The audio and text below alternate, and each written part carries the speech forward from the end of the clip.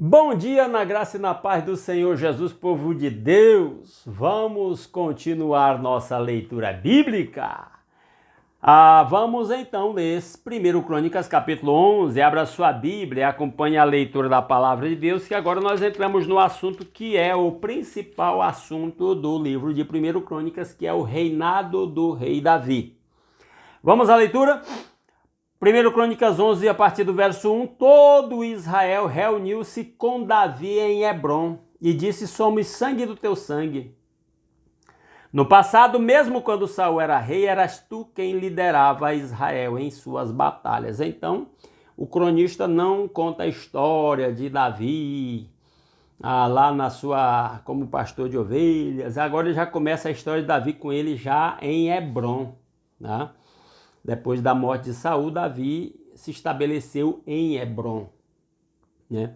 E o Senhor, o teu Deus, te disse: você pastoreará Israel, meu povo, e será o seu governante. Então aqui a história de Davi, o cronista já começa falando do chamado de Deus, da escolha de Deus sobre Davi para ser o pastor do povo de Deus, como rei, né? Então todas as autoridades de Israel foram ao encontro do rei Davi em Hebrom, onde este fez um acordo com elas perante o Senhor, e ali ungiram Davi rei de Israel, conforme o Senhor havia anunciado por meio de Samuel. Aqui pula bastante a história, porque já fazia 7 anos que Davi era rei em Hebrom, quando ele foi ungido para ser rei de Israel. Davi e todos os israelitas marcharam para Jerusalém, que é Jebus. Os jebuseus, habitantes da cidade, disseram a Davi: você não entrará aqui. No entanto, Davi conquistou a fortaleza de Sião, a cidade de Davi. Agora vai contar aqui a história da capital do reino de Israel, que foi Jerusalém, ela sendo conquistada por Davi. Naquele dia, Davi disse: o primeiro que atacar os jebuseus se tornará o comandante do exército. Joabe, filho de Zeruia, foi o primeiro e por isso recebeu o comando do exército. Davi nomeado rei, escolhido rei, e o comandante do exército, Joabe, agora escolhido. Davi passou a morar na fortaleza e por isso ela foi chamada Cidade de Davi, lá em Jerusalém. Ele reconstruiu a cidade ao redor da fortaleza, desde o Milo até os muros ao redor, e Joabe restaurou o restante da cidade. Davi ia se tornando cada vez mais poderoso, pois o Senhor dos exércitos estava com ele.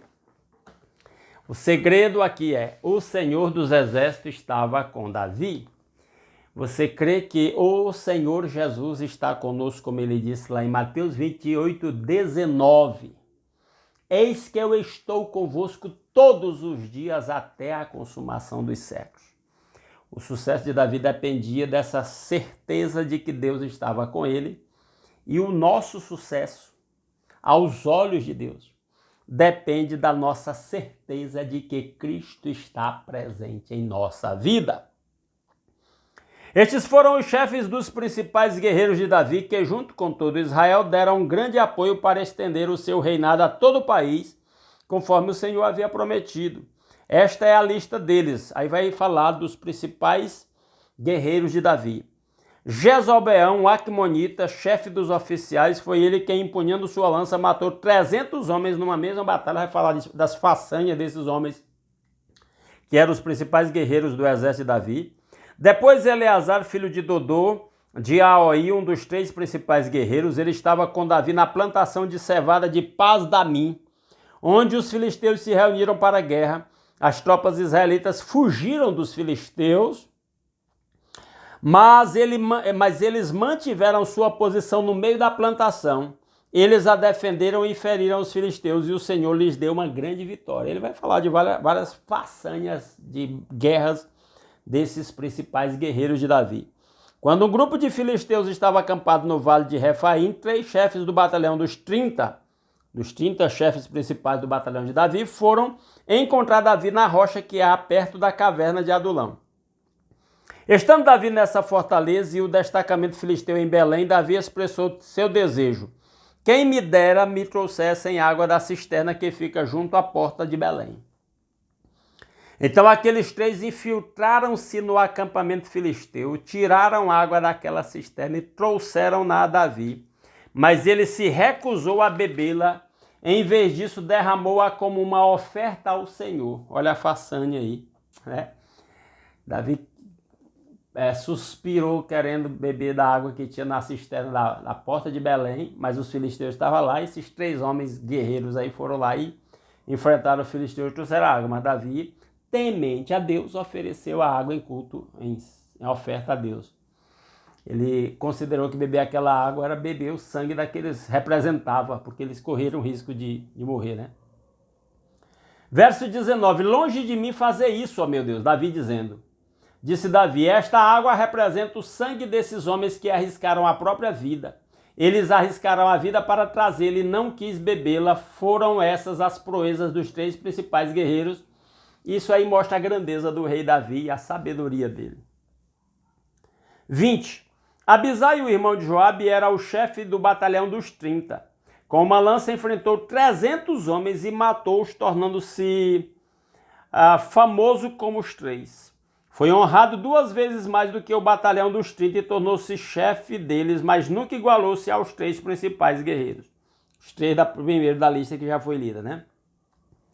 Benaia, filho de Joiada, era um corajoso soldado de Cabzel e realizou grandes feitos. Matou 2 dos melhores guerreiros de Moabe e num dia de neve desceu ao fundo de uma cova e matou um leão. Os caras eram valentes, né? Também matou um egípcio de 6 metros e 25 centímetros de altura. A Bíblia fala muito desses gigantes que haviam lá antigamente. Embora o egípcio tivesse na mão uma lança parecida com uma lançadeira de tecelão, Benaia o enfrentou com um cajado. Arrancou a lança da mão do egípcio e com ela o matou. Esses foram os grandes feitos de Benaia, filho de Joiada, que também foi famoso como os 3 principais guerreiros de Davi. Foi mais honrado do que qualquer dos 30, mas nunca se igualou aos 3, e Davi lhe deu o comando de sua guarda pessoal. Então ele vai falando dessas façanhas desses principais guerreiros de Davi aí. Aí agora ele apresenta uma lista dos demais guerreiros.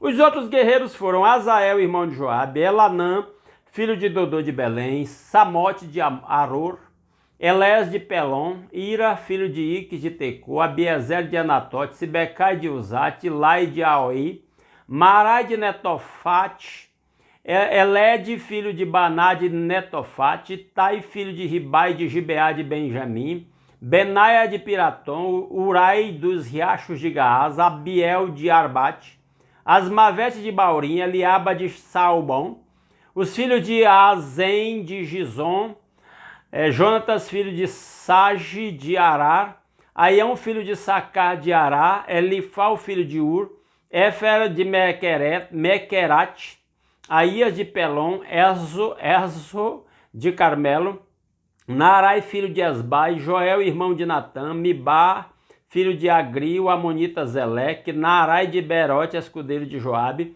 filho de Zeruia, Ira e Garebe de Jatir, Urias o Itita, olha o Urias aqui que vai...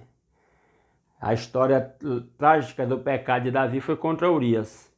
Zabade, filho de Alai, Adina, filho de Cisa, de Ruben, chefe dos Rubenitas e do batalhão dos 30.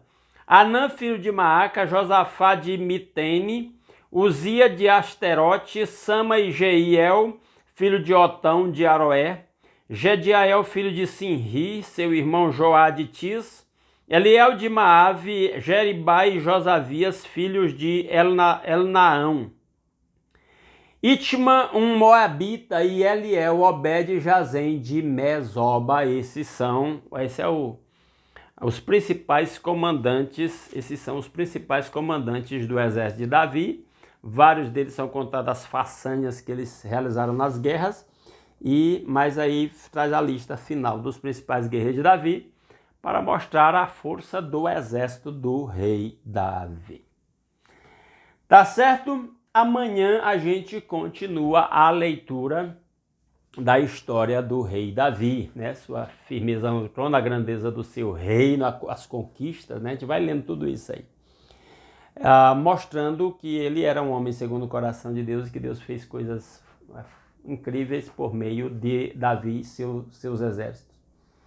Então, isso de certa forma nos ensina que quando nós andamos com Deus e nos submetemos à direção do Espírito de Deus, Ele vai nos usar e muitas vezes vai fazer coisas grandes. Pode ser que não sejam coisas grandes aos olhos do mundo, mas são coisas grandes aos olhos de Deus.